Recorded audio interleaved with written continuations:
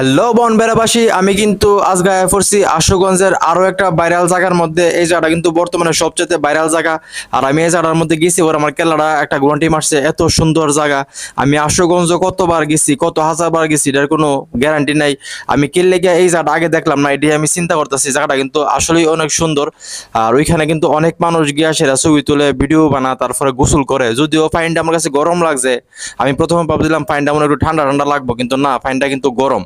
উপর থেকে যে ফাইনটা পড়তেছে ফালাইয়া ফালাইয়া, ফাইনটা কিন্তু গরম। আমি গিয়া তো পুরো মাথা নষ্ট, আমার কাছে যে একটা ভাল লাগতেছে কিতা কইতাম।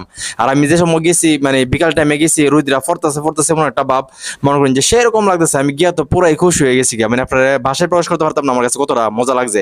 আর দি কত চেংডা ফুলা ফান, ও মাই গো, কোনো ডর নাই, বিতে বই নাই, কি ফাল্লান্ডা ফালাইতেছে। আমি গাড়ি বেড়াই, তোরা যেমনি ফালাইতেছ পানির সাথে নিয়ে যাস গা, কর না ভাই, আমরা তো এটা প্রতিদিনের কাজ, আমরা প্রতিদিন গোসল করি, আমরা বাড়ি জানো।